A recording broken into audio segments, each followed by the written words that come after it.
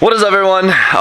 Good morning, Spoon. I was not ready for the camera to come out. First video back in the shop since Japan and West Virginia, so I'm a little distraught, but we'll get back in the flow of things, right? It's got a little bit of damage, but we're not going to talk about that.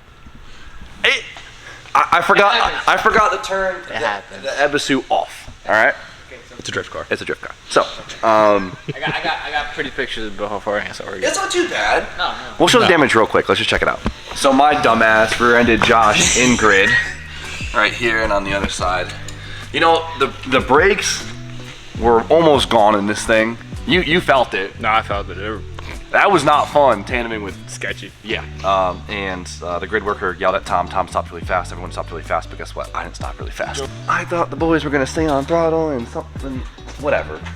And then a little boop here with my own wheel. Because Josh is borrowing my wheel. It's Oh, yeah, my you own. can see the green. No, that's just part of the livery. The green. Maybe get Brian's little foot in there and kick out the quarter panel. This is a good example of why you should really mount your kit, because anybody else's, that would have got ripped off. Yeah, I would have ripped the skirt off and I would have ran it over. Would have sucked. That's why it's great. Completely destroyed. And it would have completely destroyed this. Josh.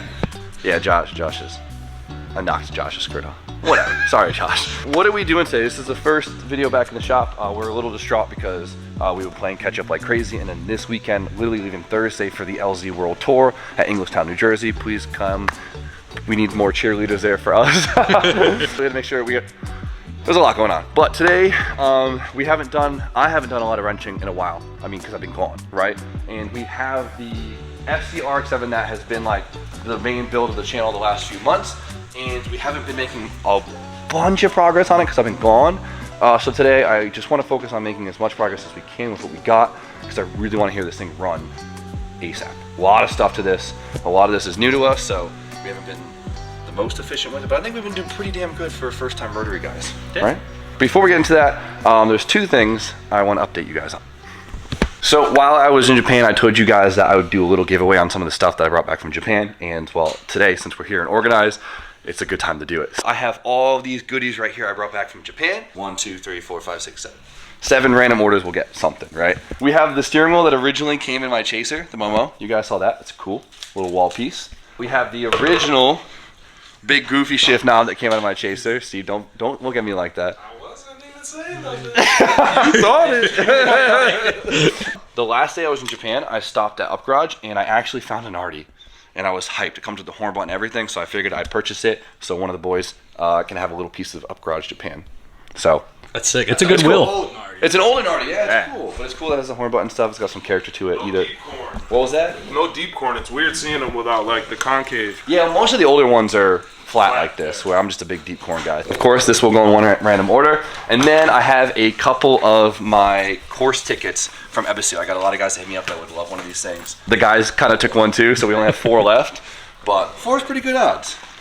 Any order, I don't care what you buy, any order on the website. We interrupt this program for an important news announcement. So much destruction. This reporter asks, why?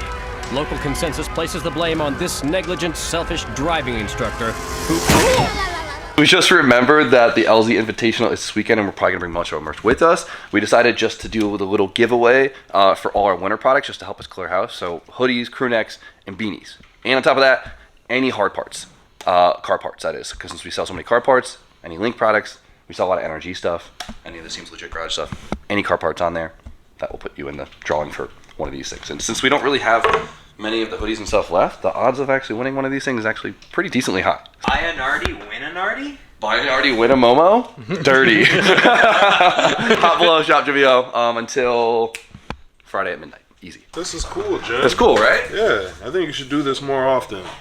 Yeah, You know, I'll try to. Little treats. Little treats. I like it. Well, it's like Treats a part for of treats. like the Oaks Garage story. For sure. Throw It's it part of your adventure in Japan. part of the adventure. So I think it's pretty cool. So for now, let's move on to update number 2. This one is for Austin. So while I was gone having my own adventure, Austin actually went back home for a week to have his very own adventure himself. So boys, let's go outside and show him what he was adventuring on. If you actually want to see that adventure, I vlogged the entire thing on my own channel. Shameless plug. It's going to be linked down below. Essentially, I'm going to shortcut it real quick. Austin, his baby, his Red Z, This is my baby. This is the one that I would burn to the ground before I ever let anyone So touch. it's definitely your Red Z. Yeah. It was sitting in Kentucky back home. It needed some love. He went home, spent a week thugging it out, getting the thing back together so he could drive back to Connecticut. And boom, here's Austin's OG Stallion.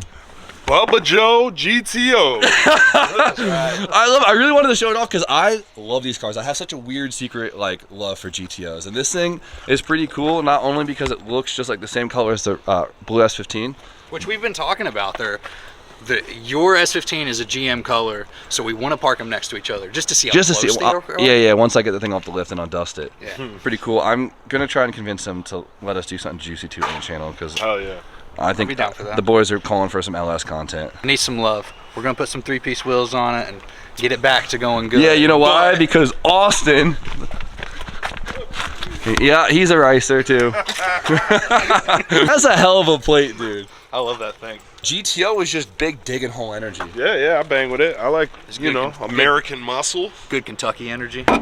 This is definitely you. This is your vibe. You think that? Your Kentucky is showing. I can imagine there's some GTO boys out there. We gotta get some seats for this thing too, because what'd you sell the seats out of it or something? Yeah, it's a long story. We were OEM hurting for cash and OEM seats are gone, and then the buckets that I had in it sold in a different car. Look at the back seats of this thing. It literally looks like a front seat that someone just shoved in the back. They're really comfortable.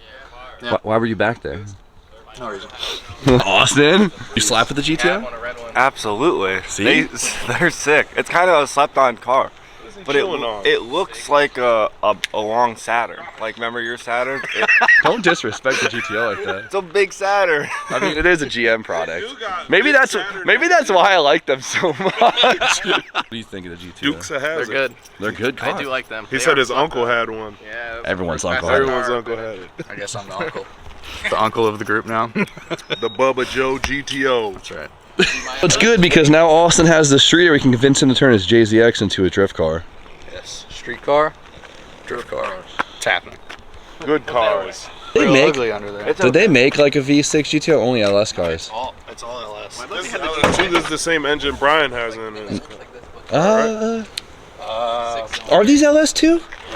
Oh, it is LS too. The whole time I was thinking LS1. 04 was LS1. Non didn't have the ram air hood. Damn. Single exit exhaust and Nice. LS1. Yep. 05, 06, LS2, new front end, facelift. Damn, all right, we got a whole ass LS too. Maybe power wash this thing real quick, get a Burton tune on it. dirty. It's dirty. She needs love. She needs love. It sounds good. Sounds like a LS. Guys, let us know what you think we should do to Austin's car without his permission. I'm kidding. It's cam intake. Was that Steve? That's R20 in this puppy. People probably hate that. The only crazy swap I've ever seen in one of these, I saw somebody put an RB in one. Yeah, but it's like, why would you take the LS out? You know? Yeah. But I see him for the RB. Factory came with Australians. They would. Yeah. All right, so now it's time to work on the RX7 because we finally get a minute, and I am all about getting more progress on this thing. So right now, Spoon is going to be working on finishing up the piping for the intercooler. As you can see, the cold side is done. Now he's going to be working on the hot side itself, and hopefully fitting an intake in there too somewhere, which is going to be a tight fit. You got this. Whatever, dude. So, what I'm going to be doing is I'm going to be working on the wiring. Now, it's one of the last major pieces of the puzzle here to finish the swap. It's wiring, right? It's a lot of different things, but it's all the same shit at the end of the day, right? Probably won't finish all of it today, but we're going to finish a major part of it, and so we're going to figure it out today. So, let's check out what I'm starting with. A lot of guys have been asking me what I'm going to be doing for an engine harness because that seems to be quite a common conundrum for these RX7s, right? So, most guys that talk to you make complete custom harnesses, and well, I was trying to save some headache and some time because making complete harness does take quite a bit of time, and I wanted to start off with something, right? It seemed like all the OEM harnesses weren't a good foundation because they integrate with the cars really weird, and we're changing up the engine setup so much from the OEM setup that I really want to have worked, and the harnesses are old and crusty. I found out that actually Haltech makes a harness for these things. Haltech's a dirty word around here, but it's gonna hopefully work for us here. So what Haltech makes is they actually make like we'll call it like a standalone harness for the 13B, right? This one that we're starting with is a just generic 13B terminated harness, which means it doesn't really come wired to a specific chassis. It just gives you flying leads that you can then wire into your chassis. That makes sense, right? So I haven't opened this thing yet, so we're gonna find out if it's nice, complete junk, or what. So this will be like your base, and then you'll get to build off of this. Exactly. What I do see, what I like about this is it actually comes with its own little fuse box, which is nice, like we've seen with like the wiring specialty standalone harnesses, right? So some of the bigger things that are wired into the harness will have its own circuit that we don't actually have to add, which is really nice. So there's probably gonna be a relay here for fan, fuel pump, probably the coils too. We got the fuses and the relays right here. We have power and relay for the ECU, injectors, ignition coils, a fuel pump, and the wideband. And unpopulated if we want to add something else, which is actually a really nice foundation here. So they sell a couple different options of this, basically based on what engine you have. What really determines that more or less is what are you using for a cam and crank pickup. And then you could also add what coils you're gonna be using, and you're gonna be adding what injectors you're using, right? Most of that stuff's pretty common. It's not that complicated because there's only a few options, right? Of course, usually we'd go with wiring specialty harnesses. They've always done us really good. The local here, we've had a good relationship with them, and they're a great product, but they don't actually make a 13B harness. So that's why we're kind of going with the Haltech one. So as you can tell, we have a bunch of just like kind of random wires right here. And this is the stuff that we'd have to wire in to basically make it communicate with the chassis, which we will do later on. The front part of it is all the connectors that will hopefully just kind of plug into our engine setup. Some things are different than the standard out of the box setup, we're gonna have to change, but overall it should lay out pretty similar, and we'll talk about that later on. But the big thing we gotta do first is we actually have to deal with this, right? What does this plug into, Austin? I don't fucking know. This actually plugs into a Haltech Elite, which we will not be using. Okay, so right? you're gonna use the base, and are you gonna be using a link? I'm gonna be using a link. Hell yeah. I feel a little dirty for doing this, but hey, it actually looks like a pretty nice product. I'm hyped they make this, so I don't have to make it from scratch. And well, what's convenient about the Haltech is it actually uses the same pins as a link. So we won't have to fully rewrite the script here. We're gonna have to be playing move that wire around and hope I do it right. It's simple. First, we have the Haltech harness pinout right here, right? And we have the Link Fury pinout. So, while Spoon does some cutting and welding, I'm gonna be doing some connecting the dots and pushing the pins, right? Standalone ECUs, they use the same inputs and outputs as each other. They're just in different spots, so all I have to do is go like this.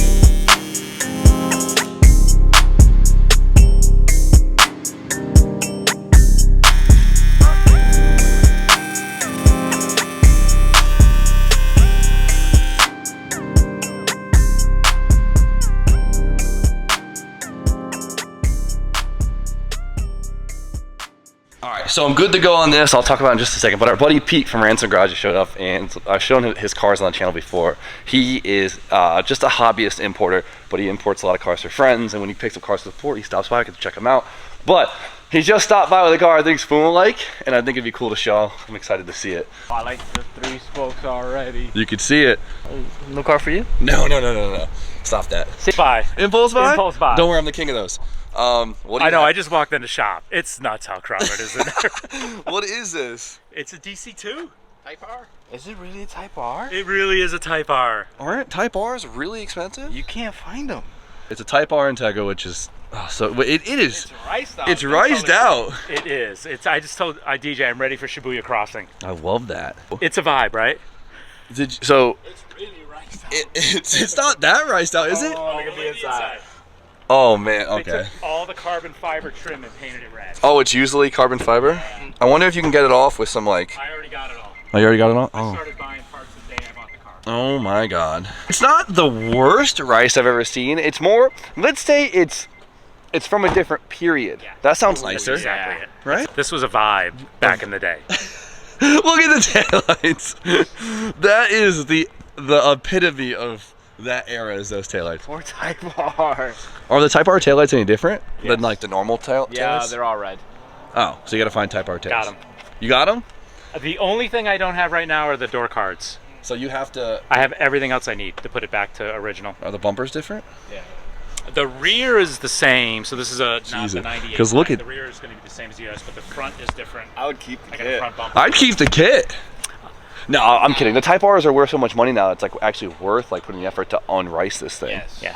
But it doesn't, there's like no, it's not like the bumpers are molded to the chassis. Like that would be pure rice if the bumpers are molded. Best case scenario for rice. Yeah, I got what I think was the cheapest ITR out there, and I got lucky. I rolled the dice. I mean, Yeah. I was talking to Ant right before or right after I bought it. He saw the same car, and he's like, that car seems worth buying. Like, you know what? I think it is. And I did. Would you sell it? I don't think so. Nah, you want a little project, don't you? I think, you know, every once in a while one comes along and it's a keeper. I think this one's got to be a keeper. Yeah, I think I got really lucky. I rolled the dice. True tri-spoke raise. It's got the shift knob? Are you shitting me? These are not cheap. I mean, a little bit of nail polish remover, you'll have this thing back to brand new. These are real Ganadors. I sold them on the way home. You sold them on the way home? Did you sell them to Seamus? I did. Nice. He called me as Yeah, I soon knew. as I left. So Seamus texted me. He goes, "Make sure Pete sells me those Ganadors." So I'm happy, Seamus. I'm happy you got your Ganadors, buddy. Well, boys, there's still plenty of gems out there. If you're willing to put the elbow grease in, you can get yourself something pretty cool. Damn, what a good find. This would have been a fun content car. Fun little side quest for today. Very excited to see that car. That's gonna be a really fun project because it doesn't need anything major. Just a bunch of sweat equity and some sourcing, but not too bad. All the expensive stuff is there. So, boom! It's officially wired for a Link Fury now. It wasn't too bad. Just a couple pin moving around. You know, it's all the same stuff. Haltech just labels it a little bit differently, right? Like, so where Link would call an analog input or AN, they will call it an AVI. A Link would call an aux, they'd call it a DPO. And where Link would call it a digital, they would call it a SPI, right? Same stuff. So you just have to learn the lingo. To learn the lingo and switch them around. The only weird thing is that the way they power the harness is different than how the Link would want it. So this is the pin that's going to basically turn the harness on. I have to relay this off the key, right? That's it. Huge shout out to my buddy Andrew down at Haltech for giving me the recipe on this. Made it work. So boom. And I also don't want to I don't want to talk poorly about Haltech. Haltech is a great product. We're just Link boys around here. They always do us extremely well, and it's the platform that I am most familiar with. So for the rotary, I feel like a lot of rotary guys are Haltech guys. I didn't want to do something that was completely out of my element, right? Everything on this car is, this whole rotary experience is quite a bit different than what I'm used to. If I can keep a similar factor, the Link, where I know so well, it'll make this way less of an overall experience when I go to tune this thing. This should be really straightforward to me on a Link versus like trying to do everything differently, right? Harness is pinned. Now let's get this thing in the car and start mocking some things up, all right? See how it fits on the engine.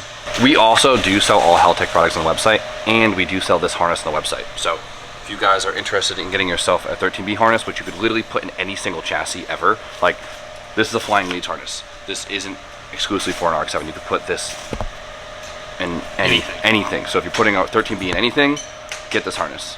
Boom, easy. Hop below, shop to meal. Any Haltech stuff, hop below, shop to meal. So the chassis side of stuff right here, this we're gonna wire in later on. We basically have power for the fuel pump, which is really nice because the wiring for the fuel pump chassis wise is a little weird, so we'll use that. And then this is basically communication stuff to the cluster. We're probably gonna put a digital cluster in this thing because, I mean, why not? It's pretty cool, right? Really? This stuff will be basically communicating that, and then realistically all we need is something to turn this box on, which is gonna be, well, right here. So we'll do that later on, but for now, let's see what we have to repin on the harness and what I have to order, because that's been a big game of, oh, we need to order that now.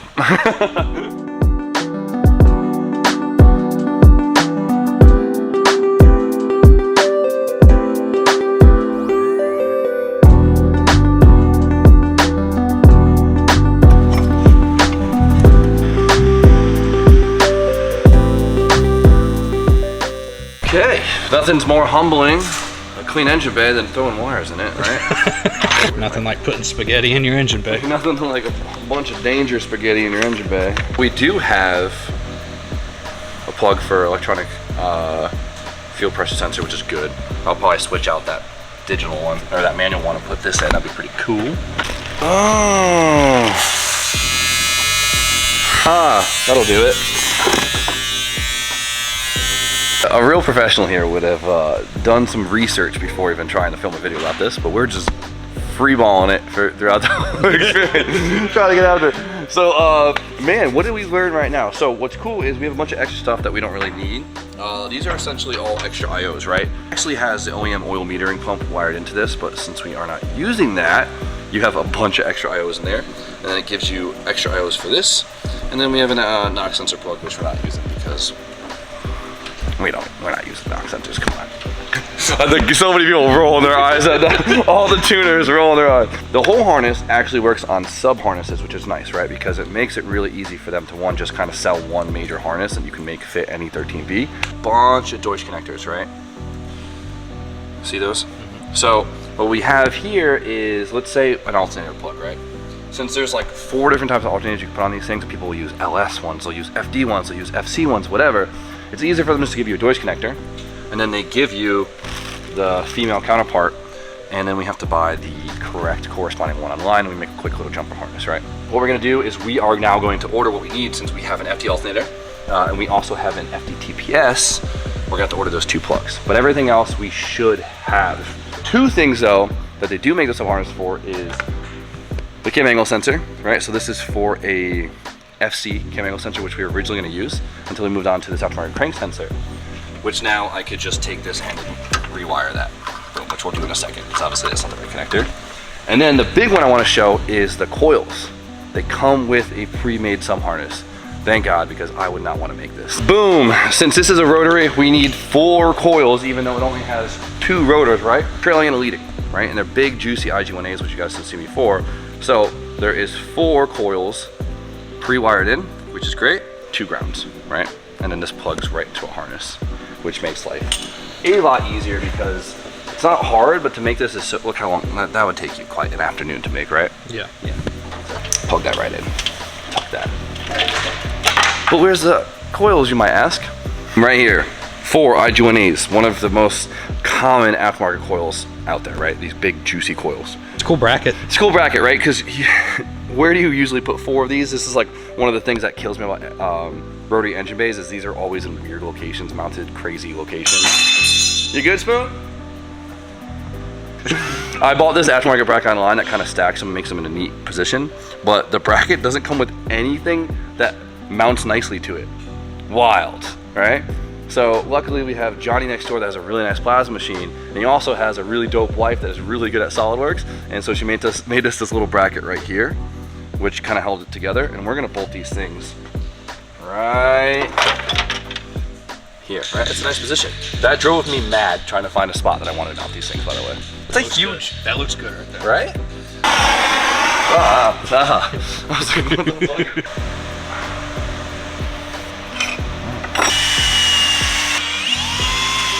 It was driving me nuts on like where and how to mount these things because they're such a big, ugly part of the engine bay. They actually sell a kit that you can put GTR coils on the engine block itself. It cleans it up so much, but some housings don't actually have like a thread hole for it. And guess what? I don't have those housings. So then we have our harness now that just kind of plugs in. So we'll do trailing 1, trailing 2. Boom. Zip tie this all out the way. Harnesses are quite overwhelming at first, right? Because you just see this puke of wires and you're like, oh my God, what are we doing? There's so much going on, right? Plug one thing in at a time. Eventually it all goes away. Once everything's plugged in, then what, Spoon? Wire management. Wire management. Unplugged, move things around, zip tie it out of place. You guys know the deal. So, all right, so the annoying part of the harness, of course, is like figuring out the lengths of everything, running all the wires, doing all the loom nicely, heat shrink boom to the ECU. So I'm happy we have a nice foundation, but we do have to repin quite a bit of this to actually work with our setup. So I'm gonna show you how to do one, just so you can see how easy it is, right? So one of the easiest things we have to add is a map sensor, right? So we have a Link 4-bar map sensor, perfect for our setup. And what's nice is when you buy the map sensor, right? It comes with the connector for it, right? Lop off our plug for the map sensor, which is just, every map sensor is 3 wires, right? So it gives you 3 wires.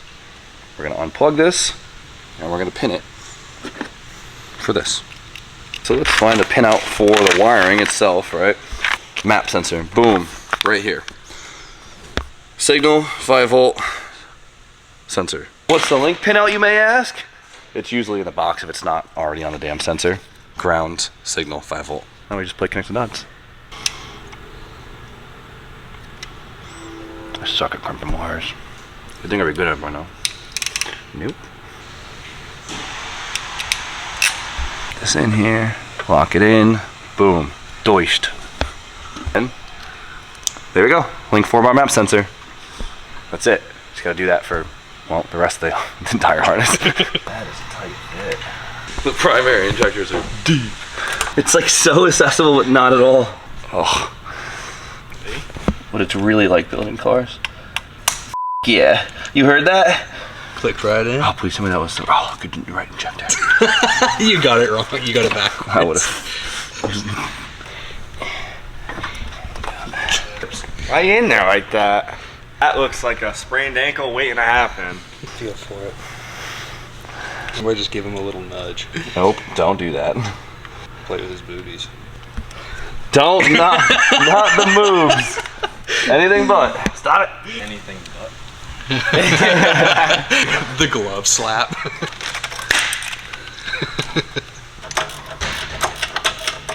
Now it's really starting to look like a rotary. Just such a mess of everything. And well, I'm just trying to get stuff plugged in, and then we'll do the cable management later on. But grounds are on. I threw a electronic fuel pressure gauge in there just because before I just had a typical needle gauge, and since it's pinned in the harness, we might as well use it. Link 10-bar sensor, boom. Now I can keep track of the fuel pressure, which is great because tuning the fuel system on this thing is going to be very, very important. So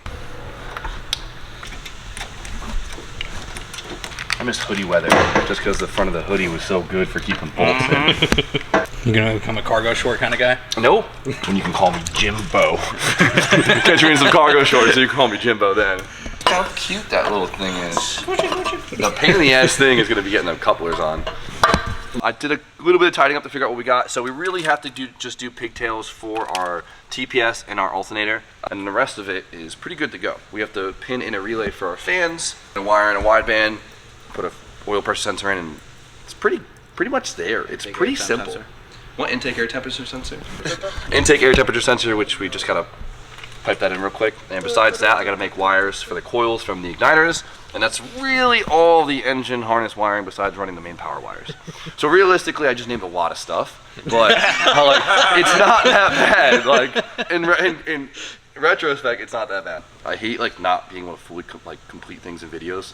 I feel like a sham, but this is part of the process. The cooler piping's done. Facts. Progress is being made. Yeah, it does. Looks like Dr. Octopus.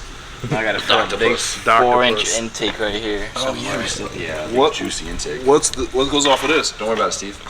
What, cooling? That's for the radiator, which is hidden. You can't even see. Why they don't want to answer my questions, B? See, that's him. They go to Japan. No, not that. Got no. Yeah, what's katsu curry What's taste? gotten into him? What's katsu curry taste like? He said, I don't know. Alright. Whatever, dude. Whatever, dude. Nah, I love him.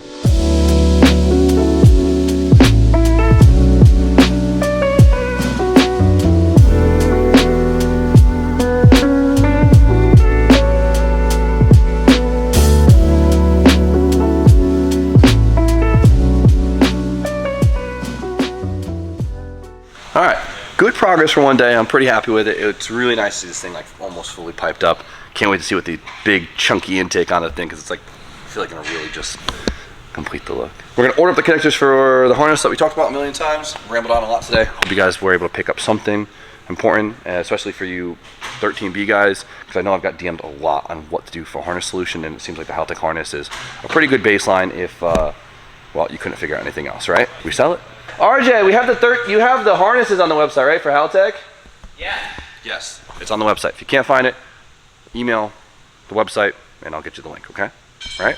Yes. Sounds good. And if you order a harness in the next couple days, chance to win some of the episode goodies, right? So if you guys want a chance to win some of the episode goodies, remember, Any of the winter products like the hoodies, the beanies, all that stuff, or any car parts. Summer sale. Summer sale. Discount on all the winter products. Chance to win Ebisu goodies, right? Love that for us. So for now, you guys know the deal. Like, comment, subscribe. Stay tuned for more content. We'll see you guys very shortly. It's sad because I